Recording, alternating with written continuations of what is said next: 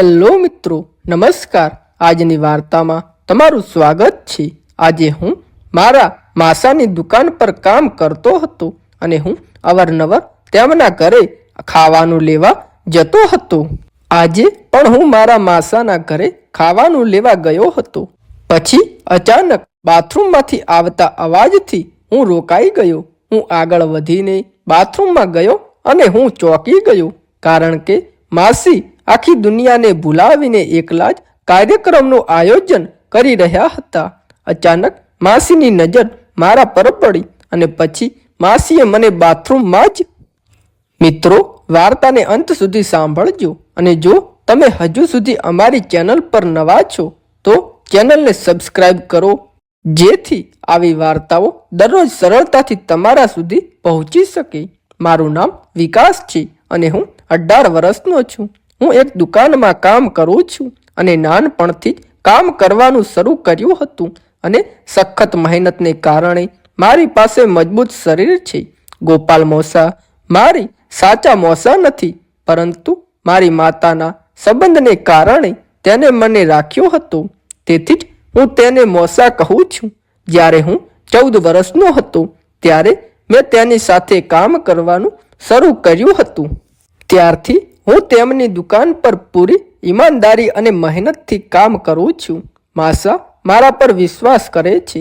તેમનો પરિવાર બહુ મોટો નથી. આ જ કારણ હતું કે તેના ઘરમાં દરેક વસ્તુ ચોક્કસપણે હાજર હતી. તેના ઘરે મારા આવવા પર કોઈ પ્રતિબંધ ન હતો. તેના બદલે તે ઘરની બધી વસ્તુઓ મારા હાથથી પહોંચાડતા હતા અને હું ઘરેથી જમવાનું લઈને દુકાને આવતો હતો. એટલે કે ગોપાલ માસાના ઘરે મારું આવવું જવાનું પરિવારના સભ્ય જેવું હતું.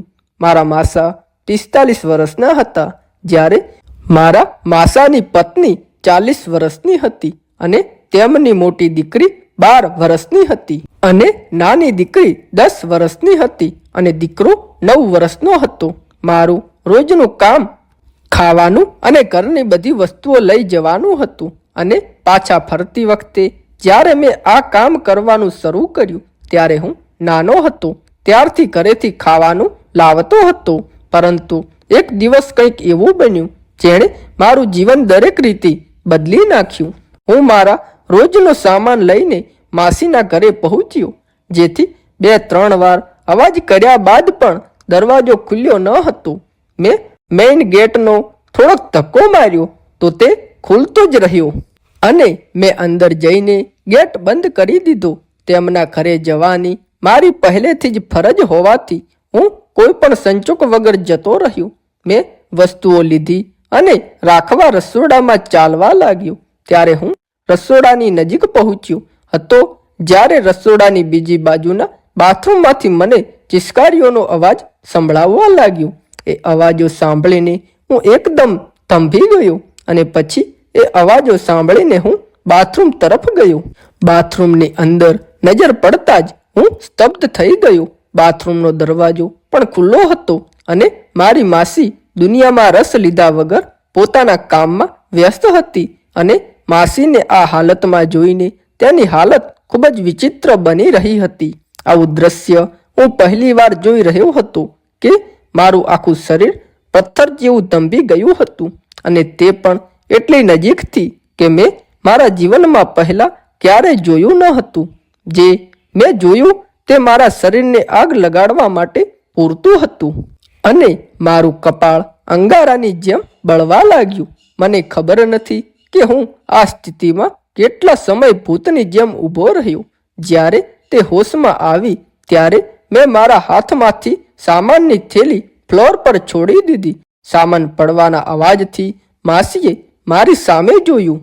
મેં ઝડપથી મારી વસ્તુઓ ભેગી કરી અને રસોડામાં આવ્યો અને વસ્તુઓ રાખ્યા પછી હું રસોડામાં ઊભો રહ્યો. હું ડરી ગયો. હું ડરને કારણે ખૂબ જ ધ્રુજી રહ્યો હતો અને હું ખૂબ જ ડરી ગયો હતો. અચાનક મને લાગ્યું કે કોઈ મારી નજીક આવી રહ્યું છે. મેં માથું ઊંચું કરીને ઉપર જોયું અને જોયું તો માસી મારી નજીક ઊભી હતી. જ્યારે મેં તેને મારી નજીક જોઈ ત્યારે મારી આંખોમાંથી આંસુ વહેવા લાગ્યા અને હું રડવા લાગ્યો અને તેમની માફી માંગવા લાગ્યો. જે પણ થયું છે તે અજાણતા થયું છે. એમાં મારી ભૂલ કે મારી મરજી ન હતી.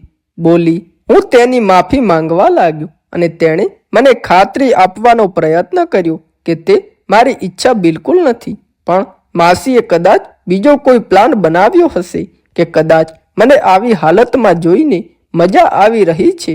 માસીએ કહ્યું, સારું, એ તમારી ઈચ્છા ન હતી. હું માસીના પગે પડી ગયો. માસી પાસે હું માફી માંગવા લાગ્યો અને મને તેના ગભાથી ઉંચકીને કહ્યું, તમને ક્ષમા મળી શકે છે, પણ એક શરતે. મેં આંસુ ભરેલી આંખે માસી તરફ જોયું અને હું કંઈ ન બોલ્યો. ક્ષમાની શરત શું હતી? તેના ચહેરા પર એક શેતાની સ્મિત હતું. તેણીએ કહ્યું કે તમારી પાસે જે પણ કિંમતી વસ્તુ છે તે તમારે મને બતાવવી પડશે. હું ઝડપથી પાછળ હટી ગયો અને પછી પરવાનગી આપી અને કહ્યું, ના, હું તે કરી શકતો નથી. હું ફરીથી હાથ જોડીને ઊભો થયો અને માફી માંગતી વખતે મેં કહ્યું, માસી, મારાથી અજાણતા ભૂલ થઈ ગઈ. કૃપા કરીને મને માફ કરો. આવી ભૂલ ક્યારેય નહીં થાય. માસી મારા પર હસી પડ્યા અને મારો હાથ પકડીને કહ્યું કે તારે માફી જોઈતી હોય તો હું કહું તેમ કરવું પડશે. જો તમે નહીં કરો તો તમને માફ કરવામાં નહીં આવે. હું માત્ર એવી રીતે રડતો હતો કે જાણે મારો આત્મા મારું શરીર છોડીને જતો રહ્યો હતો. આખું શરીર ભયથી ધ્રુજી રહ્યું હતું.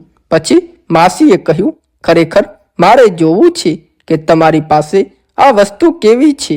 બસ મને બતાવો, હું તને માફ કરી દઈશ. હું એવો બાળક ન હતો કે મને ખબર ન પડે કે માસી મારી સાથે શું રમવાનો પ્રયત્ન કરી રહી છે અને તે પોતાની વાત પર જીદ કરતી રહી. અચાનક માસી બોલી, હું જે કહું તે તું માનીશ અને જો નહીં માનો તો હું તને માફ નહીં કરું. જાણે હું ભૂત બની ગયો હતો. મારા શરીરની બધી હિલચાલ બંધ થઈ ગઈ હતી.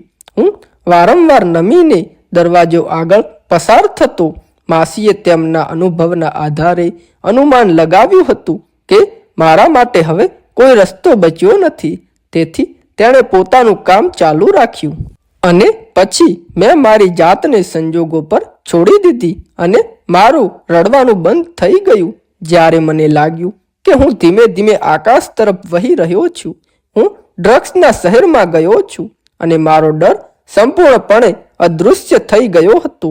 માસીએ કહ્યું, શું તમે પહેલાં ક્યારેય આવું કર્યું નથી? મેં જવાબ આપ્યો. માસીએ કહ્યું, કંઈ વાંધો નહીં, હું તમને બધું જ શીખવીશ અને હું તમને બધું જ બતાવીશ. એમ કહીને માસી મારો હાથ પકડીને મને તેમના રૂમમાં લઈ આવ્યા. નોકરની જેમ હું તેની સાથે રૂમમાં આવ્યો અને એક ખૂણામાં ઊભો રહ્યો. માસીએ કહ્યું, તું ત્યાં કેમ ઊભો છે? મારી પાસે આવો. એમ કહીને માસી મને પોતાની તરફ ખેંચી ગયા. માસી ખૂબ જ ખુશ હતા, જાણે કોઈ બાળકને તેનું મનગમતું રમકડું મળી ગયું હોય. માસી પણ મારી સાથે આવી રીતે ગેમ રમવા માંગતી હતી અને હવે હું સંપૂર્ણપણે તેમના નિયંત્રણમાં હતો.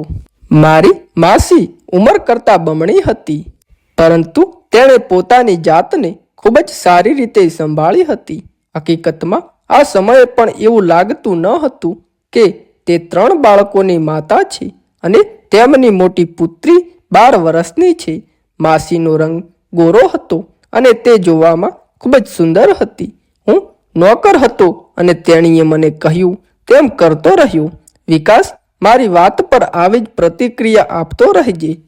તને વધારે સમય નહીં લાગે તે બધું શીખવવામાં. તેને આટલો લાંબો સમય લાગ્યો કે મને લાગ્યું કે ક્લાઉડ નવું પણ છે. માસીના ચહેરા પર પણ એક સ્મિત હતું, જાણે હું પવનમાં ઉડી રહ્યો હોઉં. માસીએ મારા હાથને સ્પર્શ કર્યો અને મને આલિંગન આપ્યું, પણ મને દુકાને પહોંચવામાં મોડું થઈ ગયું હતું. હવે હું મારા માસાને શું કહીશ તેનાથી ડરતો હતો. જ્યારે મેં આ વાત માસીને કહી ત્યારે તેણે એક વાત તૈયાર કરી હતી. જો તમારા માસા તમને પૂછે તો તેને કહો કે તમારી માસીની તબિયત સારી નથી અને તેમને દવા લેવા મોકલ્યો હતો અને ખાવાનું પણ તૈયાર થયું ન હતું, જેના કારણે વિલંબ થયો. હવે મારી પાસે કારણ અને વાર્તા હતી. હું ખાદ્ય પદાર્થ લઈને દુકાને પહોંચ્યો. જ્યારે ગ્રાહકોની ભીડ ખૂબ જ ઓછી હતી. માસા પૂછે તે પહેલા જ તૈયાર થયેલી વાર્તા મેં તેમને કહી દીધી. હવામાન પણ એ વાત સાચી માની લીધી અને ખાવાનું શરૂ કર્યું. આજે બનેલી આ ઘટનાથી હું શરમાઈ ગયો હતો અને હું એક વિચિત્ર લાગણીમાંથી પસાર થઈ રહ્યો હતો. તો મિત્રો, આ હતી અમારી આજની નવી વાર્તા. જો તમને વિડીયો પસંદ આવ્યો હોય તો વિડીયોને લાઈક કરો, શેર કરો અને કોમેન્ટ કરો. અને જો તમે અમારી ચેનલ પર નવા છો તો ચેનલને સબસ્ક્રાઈબ કરો, બેલ આઇકન દબાવો, જેથી કરીને આવનારી તમામ વિડીયોની નોટિફિકેશન તમને સૌથી પહેલા જોવા મળે. ધન્યવાદ મિત્રો. ફરી મળીશું આવતીકાલે નવી કહાની સાથે.